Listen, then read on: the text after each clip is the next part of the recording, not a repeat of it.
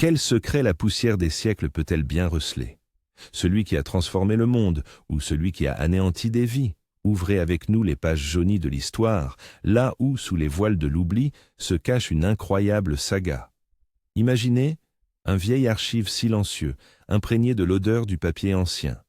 Ici, dans ce sanctuaire du passé, les rayons du soleil peinent à percer les vitraux séculaires, déposant une poussière dorée sur les parchemins jaunis, les livres anciens, les dossiers noircis par le temps. Chaque feuillet semble garder l'écho de voix éteintes depuis longtemps. Chaque tache d'encre murmure des événements qui, jadis, ont bouleversé le monde. L'air y est lourd d'histoire, saturé des effluves de cellulose, de colle et de secrets qui attendèrent leur heure pour être révélés. On dirait que les ombres des siècles passés tournoient ici, gardant d'innombrables récits oubliés, chacun attendant d'être à nouveau entendu, de retrouver un nouveau souffle. C'est un lieu où le temps s'est figé, où le passé prend une forme tangible, nous permettant de toucher les témoignages silencieux d'événements grandioses et terribles. Mais que se passerait-il si l'une d'elles n'était pas seulement une histoire, mais la clé pour comprendre toute l'architecture du monde moderne? Un récit d'une audace sans précédent, d'un calcul froid et précis qui, un jour, a transformé à jamais le paysage financier mondial. C'est une saga faite de secrets, de confiance, et d'un choix qui a ébranlé le monde, nous invitant à réfléchir sur les frontières de la morale et du profit. Nous vous raconterons comment la décision audacieuse d'un petit pays est devenue le fondement de l'un des systèmes financiers les plus puissants, avant de devoir, des décennies plus tard, céder face aux mutations mondiales. Préparez-vous à plonger dans un monde d'intrigues, d'enjeux colossaux et de compromis inévitables. Savez-vous quel vent froid soufflait déjà sur l'Europe au début des années 1930? L'ombre menaçante du Troisième Reich s'étendait déjà sur le continent, menaçant d'engloutir de son emprise sombre chaque pays, chaque ville, chaque âme. C'était le prélude à une ère promettant des bouleversements sans précédent, des destructions et des souffrances inhumaines. Une époque où la peur poussait les capitaux à une fuite éperdue, comme des troupeaux fuyant une tempête imminente, entendant le tonnerre gronder à l'horizon, sentant la terre trembler sous leurs sabots face à la menace croissante. Beaucoup prévoyaient déjà l'inéluctabilité de la catastrophe à venir, sentant l'air devenir lourd de tension, telle une corde tendue à l'extrême, prête à se rompre à tout instant. Que s'est-il passé en l'an 1934, alors que le monde ne connaissait pas encore les tranchées, mais sentait déjà l'odeur de la poudre? Nous sommes en l'an 1934. À la frontière entre la Suisse et l'Allemagne nazie, les lignes de front n'étaient pas encore tracées par des tranchées et des canons, les paysages paisibles n'étaient pas encore déchirés par les obus. Mais, croyez-moi, elles se dessinaient déjà clairement, dans l'esprit des politiciens, des financiers et de millions de citoyens ordinaires, pressentant l'horreur imminente. L'atmosphère était électrisée, comme l'air juste avant l'orage, où chaque souffle de vent semble être un présage sinistre. Avez-vous déjà ressenti ce silence avant l'orage? Celui qui transperce jusqu'aux os, quand chacun comprend, ce n'est pas seulement une tempête qui s'annonce, mais quelque chose qui engloutira tout le continent, le changeant à jamais, effaçant les anciennes frontières et instaurant de nouvelles règles sanglantes. Alors que certains tremblèrent de peur, d'autres agissaient sans pitié. Imaginez, Berlin, les bureaux de la Gestapo, imprégnés des odeurs d'interrogatoire et de peur. Chaque pièce est une cellule où l'écho du désespoir se mêle au sang-froid des bourreaux. Les agents, avant-coureurs de l'impitoyable machine de répression nazie, agissaient avec une activité fébrile, leurs visages étaient impénétrables et leurs regards, acérés comme des lames. C'étaient des prédateurs, rôdant à la recherche de proies, dont la faim grandissait chaque jour, devenant de plus en plus insatiable. Leur objectif? Non pas seulement des informations, mais chaque miette, chaque sou caché des citoyens allemands. Une attention particulière, presque maniaque, était accordée aux avoirs des Juifs. Ces personnes, imaginez un peu, pressentant la catastrophe imminente, tentaient paniquement de sauver leurs biens d'une confiscation et d'une expropriation inévitable. Elles voyaient leurs maisons, leurs entreprises, leurs bijoux saisis et comprenaient que l'étape suivante serait la privation totale de tout. Comme s'ils tentaient de préserver de minuscules étincelles dans l'obscurité grandissante, de conserver ne serait-ce qu'une parcelle d'espoir pour l'avenir. Pouvaient-ils savoir que leur argent deviendrait une cible, que même dans des banques lointaines, ils ne seraient pas en sécurité? Chaque jour apportait de nouvelles, et toujours plus sinistres, nouvelles sur l'antisémitisme croissant et le pillage étatique, devenu une pratique courante en Allemagne.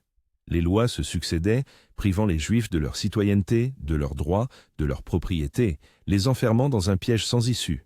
Et que faisait la Suisse? Ce petit pays, entouré de chaos, se trouvait à la croisée des chemins. Sa tradition séculaire de neutralité ne tenait qu'à un fil. En réponse à cette pression croissante, à cette menace directe à ses intérêts nationaux et plus important encore, à son indépendance économique, le gouvernement suisse se tenait devant un choix capital. Ce fut un moment de vérité, déterminant non seulement l'avenir du secteur bancaire, mais aussi l'identité même de la nation. Fallait-il choisir? Être un observateur passif, permettant à des forces extérieures de dicter leurs conditions, ou un acteur proactif, capable de défendre ses frontières, tant physiques que financières? Devenir une victime, ou un acteur capable de changer les règles du jeu? Selon vous, quelle décision fut prise dans ces conditions de tension maximale et d'incertitude? La culmination de cette atmosphère politique tendue fut une décision qui résonna comme un coup de tonnerre dans un ciel serein, l'adoption de la loi révolutionnaire sur le secret bancaire. Semblait-elle purement financière? Non.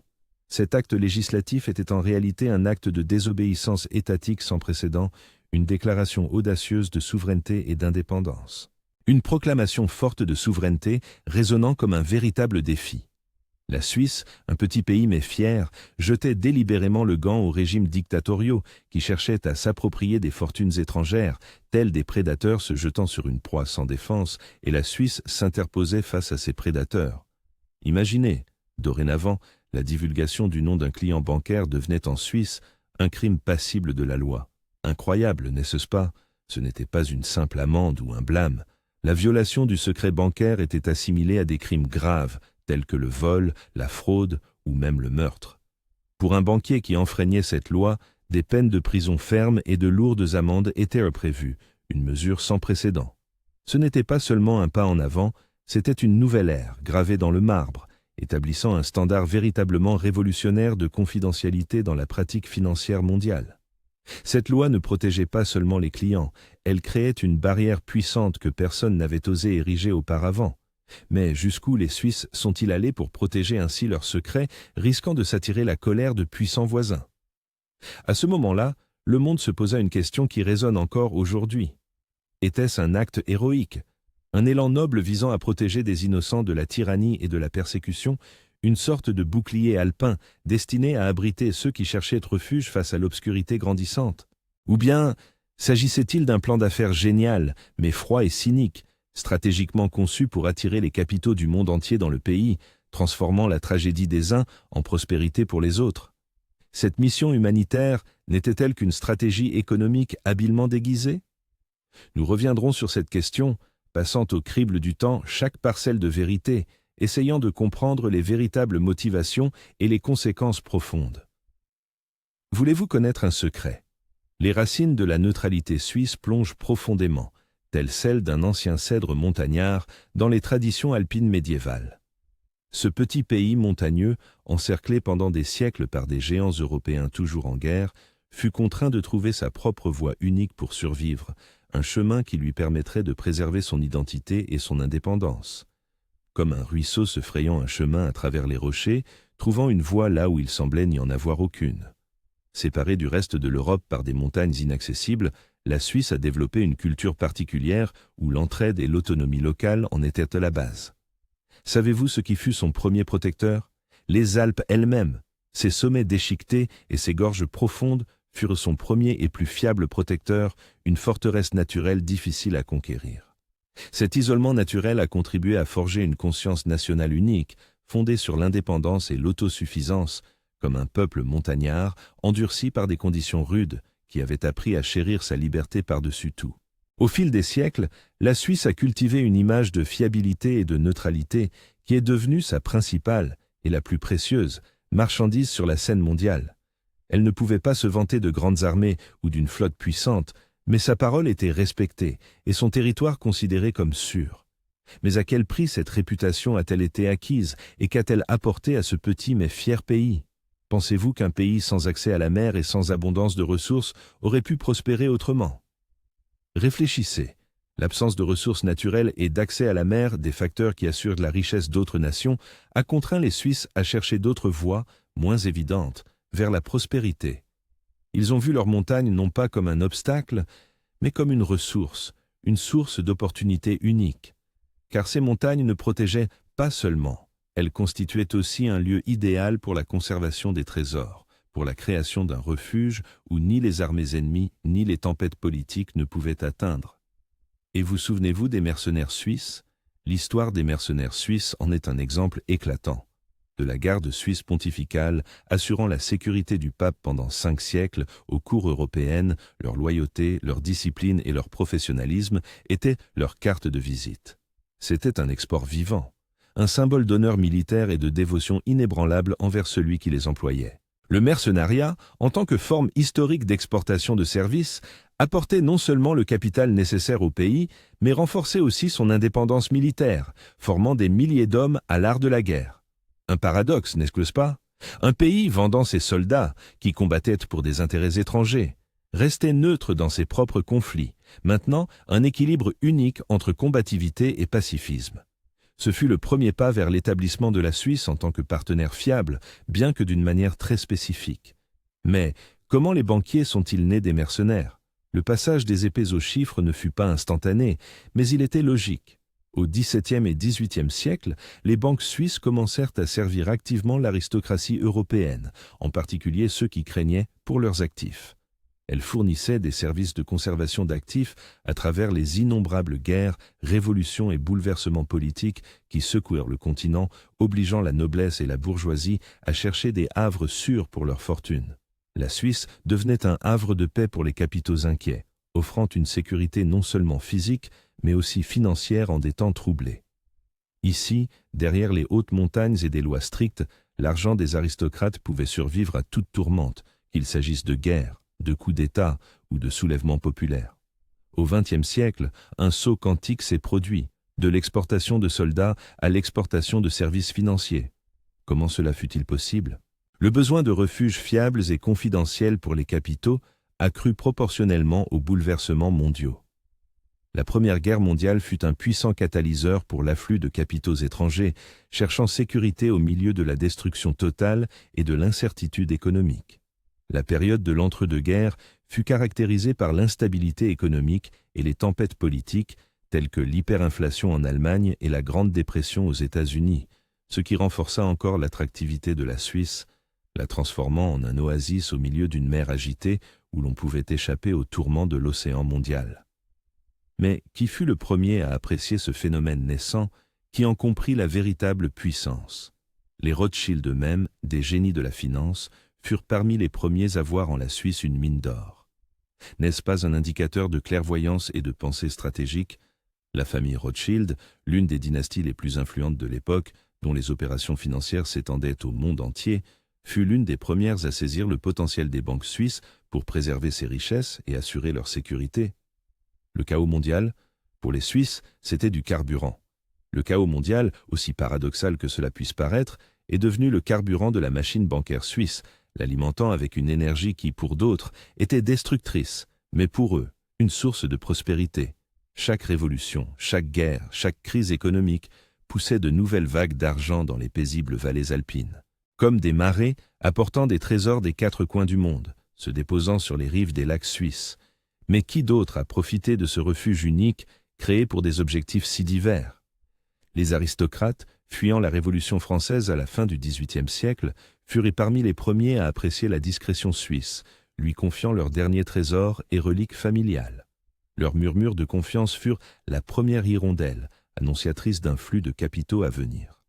Incroyable mais vrai, la Révolution russe de l'an 1917 apporta à la Suisse d'énormes fortunes de la noblesse impériale et de la bourgeoisie russe, de véritables trésors, sauvés des flammes de la guerre civile et de la nationalisation. La guerre civile espagnole fut également une source d'importants flux financiers vers les banques neutres, lorsque les représentants des 2 camps du conflit cherchaient à sécuriser leurs économies. Les hommes d'affaires, fuyant la nationalisation et les confiscations dans les pays au régime totalitaire, trouvaient ici un refuge, le seul espoir de préserver ne serait-ce qu'une partie de leur patrimoine. Peut-être auriez-vous aussi cherché un tel abri, si vous vous étiez trouvé dans une situation similaire où tout autour de vous s'effondrait. Plus tard, à l'époque de la guerre froide, quand le monde se divisa en 2 camps idéologiques, les banques suisses devinrent le lieu où dictateurs, espions, mafieux et même les leaders de mouvements de libération nationale conservaient leurs fonds mal acquis ou au contraire, honnêtement gagné mais nécessitant d'être dissimulé. Ce pays montagneux se transforma en un coffre-fort mondial, capable d'abriter tous les secrets et tous les argents, et pas seulement eux. Réfléchissez, pourquoi les oligarques, les politiciens et les riches du monde entier cherchaient-ils à cacher leur argent des impôts, des poursuites judiciaires ou simplement des regards indiscrets, évitant l'attention des malveillants? Comme si l'on cachait des bijoux dans une caverne profonde, inaccessible aux étrangers. Cette turbulence mondiale, cette demande constante de sécurité et de confidentialité, a façonné un écosystème unique du centre financier suisse, le rendant sans pareil dans le monde. La Suisse se positionnait consciemment comme un refuge, comme un pont neutre dans un monde divisé par les idéologies et les conflits, comme un phare dans une mer agitée, offrant un havre de paix à tout navire, quel que soit son pavillon. Mais revenons en l'an 1934. Qu'est-ce qui est devenu le fondement de ce système inébranlable qui a résisté à des décennies de guerres et de crises? Le principe de souveraineté du client, affirmant que la richesse d'une personne est son affaire personnelle et non un sujet de vérifications étatiques ou de curiosité de tiers, est devenu la pierre angulaire de la philosophie bancaire suisse, son fondement inébranlable. La loi sur le secret bancaire de l'an 1934, officiellement connue sous le nom de loi fédérale sur les banques et les caisses d'épargne, est devenue la culmination législative de cette philosophie, la concrétisant, l'ancrant au niveau étatique. De qui ces données étaient-elles cachées et pourquoi était-ce si important? Cette loi fut une réponse directe et sans équivoque aux tentatives de la Gestapo d'accéder aux comptes des Juifs allemands dans les banques suisses, des tentatives perçues par le gouvernement suisse comme une atteinte à la souveraineté. Quoi de plus terrible que de trahir une personne qui vous a confié ses derniers fonds, sachant que cela pourrait lui coûter la vie ou la liberté? L'article 47 de cette loi est devenu légendaire, établissant la responsabilité pénale pour la divulgation du secret bancaire. Comme un serment gravé dans le granit, ces formulations étaient intransigeantes. Elles prévoyaient une peine de prison pouvant aller jusqu'à 6 mois et de lourdes amendes pour quiconque oserait violer la confidentialité d'un client, transformant le secret en une vache sacrée, inviolable et protégée par la loi. Vous serez étonné, ce n'était pas une simple politique bancaire, c'était une partie de l'ADN national, protégée par la force de l'État. Où d'autre est-il possible qu'un secret financier soit gardé avec une telle rigueur? Pour un banquier suisse, l'emprisonnement était un sort plus probable que la divulgation du nom du client. Car l'honneur, la loi et la réputation du pays primaient par-dessus tout, formant un code de conduite inébranlable. C'est cette position rigide qui conférait au secret suisse une fiabilité et une attractivité sans précédent, tel un bastion imprenable promettant une protection absolue. Le légendaire compte numéroté, des légendes le racontaient. Il est devenu un symbole de mystère et d'inaccessibilité. Mais était-il absolument anonyme? Imaginez, le légendaire compte numéroté, ou Kontonummer, est devenu le symbole de cette confidentialité inégalée, son nom un terme générique dans les romans d'espionnage et les films hollywoodiens. Mais il est important de dissiper un mythe. Le compte numéroté n'était pas entièrement anonyme, au sens littéral du terme. Ce n'était pas un vide sans visage où l'argent existait de lui-même. Le propriétaire du compte était connu d'au moins 2 ou 3 personnes à la direction de la banque. Le directeur, le chef de département, parfois un gestionnaire personnel. C'étaient les gardiens des clés, quelques personnes de confiance qui connaissaient la véritable identité du client. Cependant, pour l'écrasante majorité des employés de la banque, et ce qui est le plus important, pour le monde extérieur, y compris les autorités fiscales et les services spéciaux, le client restait simplement un ensemble de chiffres, une abstraction dénuée de nom et de visage. La correspondance au client pouvait être envoyée au nom de Monsieur X ou du cabinet d'avocat X dans un tout autre pays, créant un réseau complexe d'anonymat où il était pratiquement impossible de retracer le véritable propriétaire. Cela créait un bouclier de confidentialité presque impénétrable, séparant efficacement l'identité du propriétaire de ses actifs, telle une muraille invisible que nulle requête externe ne pouvait franchir. Le secret bancaire ne s'étendait pas seulement au nom, mais aussi à tous les détails des opérations, aux soldes et à toute information relative au compte, protégeant chaque aspect de la vie financière du client. Et si le propriétaire du compte décédait? Vous ne devinerez jamais quelles épreuves attendirent les héritiers pour prouver leurs droits sur ces actifs cachés, nécessitant parfois de longues années de litiges et des efforts sans précédent. Pourquoi le système était-il si imprenable? Ce système n'était pas qu'un simple mécanisme. C'était une philosophie bâtie sur la confiance et la conviction profonde du droit de chaque individu à l'inviolabilité de sa propriété privée et de sa vie personnelle, comme un principe fondamental de l'existence humaine, érigé au rang de loi d'État. Le monde était en ruine, tel un phénix s'apprêtant à renaître de ses cendres. Et que faisait la Suisse pendant ce temps? Elle entrait dans son âge d'or. Incroyable, mais vrai. Après la Seconde Guerre mondiale qui avait dévasté une grande partie de l'Europe, les banques suisses sont entrées dans leur âge d'or, connaissant une croissance sans précédent et devenant un centre d'influence financière mondiale.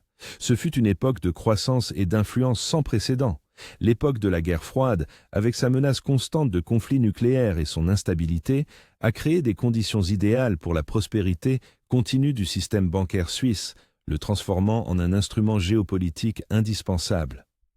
La tension géopolitique entre l'Est et l'Ouest obligeait de nombreux gouvernements, entreprises et particuliers à chercher un refuge neutre pour leurs finances, telle une arche dans une mer d'idéologies déchaînées, offrant sécurité et stabilité. L'argent affluait en Suisse de tous les continents. Des dictateurs latino-américains dissimulant leurs revenus de corruption, aux chers du Moyen-Orient désireux de sécuriser leurs richesses pétrolières. Des industriels européens cherchant à protéger leurs capitaux de la nationalisation, aux hommes d'affaires américains cherchant des moyens d'optimisation fiscale. C'était un flux continu, nourrissant l'économie suisse comme une rivière abondante se jetant dans un lac tranquille, apportant de nouvelles forces et ressources. Imaginez, le compte suisse. Ce n'est pas seulement une banque, c'est un symbole. Symbole de statut, de richesse et de secret, comme un artefact magique doté d'un pouvoir incroyable. Il est devenu une partie intégrante de tout film d'espionnage, de détective ou de thriller, symbolisant des opérations secrètes et des richesses inestimables, cachées des regards indiscrets. L'image du banquier suisse, imperturbable, discret, inébranlable, s'est solidement ancrée dans la mythologie mondiale, devenant l'archétype de la fiabilité financière. La Suisse s'est transformée en un paradis financier, une sorte d'oasis neutre au milieu d'un monde en ébullition. Un endroit où l'on pouvait se cacher de toute tempête, de toute crise, de tout pouvoir. Mais voici la question. Qu'est-il arrivé à ce système né pour protéger les innocents? Où a-t-il bifurqué? Le système, initialement conçu pour protéger les innocents de la tyrannie nazie, s'est transformé avec le temps, changeant sa vocation. Comme une rivière changeant de cours, elle a coulé dans une direction différente. Vers la fin du XXe siècle, elle est devenue un outil idéal pour l'évasion fiscale, le blanchiment d'argent et le financement d'activités illégales, perdant sa pureté initiale et sa boussole morale. Exactement. Elle est devenue le refuge idéal pour l'argent gris et noir, pour les évadés fiscaux et les criminels qui trouvaient ici un abri sûr pour leurs actifs illégaux. Comment est-ce possible? Tels des fantômes se cachant dans l'obscurité, ces fonds existaient hors de la vue des régulateurs mondiaux, alimentant l'économie souterraine et permettant aux syndicats du crime de prospérer. Choc! Qui donc a osé défier cette citadelle au XXIe siècle qui semblait imprenable? Pas la Gestapo, pas les services secrets communistes, ni aucun des régimes autoritaires, mais le service des impôts des États-Unis, IRS, puissant et implacable, doté d'une influence sans précédent sur le système financier mondial. Après les attentats du 11 septembre 2001 et le durcissement global du contrôle financier visant à lutter contre le terrorisme et le blanchiment d'argent, la communauté mondiale a lancé une campagne de grande envergure contre les paradis fiscaux et le secret bancaire, comme une croisade pour la transparence où chaque actif caché était considéré comme une source potentielle de menace. Comment? Les puissants États-Unis ont déclaré la guerre aux banques suisses, menaçant de toute la puissance de son économie, de ses sanctions et de son influence. Qu'est-ce que cela signifiait pour un pays dont la force résidait dans la neutralité, dans sa capacité à rester à l'écart des conflits? L'affaire UBS, aux années 2008-2009, fut un tournant, un véritable séisme dans le monde financier suisse. Ce fut un coup de poing à l'estomac. La banque suisse, l'une des plus grandes du pays, fut contrainte de révéler les données de milliers de clients américains, comme brisant le sceau d'un ancien secret, dévoilant ce qui était considéré comme inébranlable. Ce fut un coup sans précédent porté à la conception du secret bancaire suisse et à son caractère inébranlable, détruisant le mythe d'inviolabilité qui s'était formé au fil des siècles. Sous la pression colossale des États-Unis et de l'Union européenne, qui menacèrent de sanctions, de boycott et d'exclusion totale de la Suisse du système financier mondial, le pays se trouva face à un choix, conserver les principes qui définissaient ton image financière ou survivre dans une nouvelle réalité impitoyable. Elle a été contrainte de céder sa principale valeur, d'abandonner les principes qui avaient façonné son image financière pendant des siècles, reconnaissant sa défaite, comme renonçant à une partie de son âme, à l'essence même de ce qu'elle représentait. Et voici la sensation. En l'an 2014, la Suisse, sous la pression colossale de la communauté internationale, a ratifié les accords internationaux sur l'échange automatique d'informations fiscales, connus sous le nom de CRS, signant l'arrêt de mort de l'ancien système de secret bancaire. Quelque chose aurait-il pu arrêter ce processus, alors que la transparence globale était devenue la nouvelle exigence? Le secret bancaire pour les clients étrangers, tel qu'il avait existé pendant des décennies, était, de fait, mort. La forteresse, bâtie sur le fondement de la confidentialité, est tombée sous la pression de la transparence globale, ses murs s'effondrant, révélant tous ses secrets au monde. Depuis l'an 2018, la forteresse est finalement tombée. La Suisse a commencé à échanger activement des informations sur les comptes de clients étrangers avec les autorités fiscales de leur pays, conformément aux normes internationales. Cela a marqué la fin de l'une des époques les plus longues et les plus intrigantes de l'histoire financière mondiale, son dernier accord, sa représentation finale sur la scène mondiale. Mais maintenant, que restera-t-il de ce système unique et comment se développera-t-il dans un monde nouveau et transparent? Et nous revoilà dans cette archive. Nous feuilletons les dernières pages, sentant la rugosité du papier sous nos doigts, prenant conscience du poids de chaque mot. Il est temps de réfléchir. Qu'est-ce que cela a été?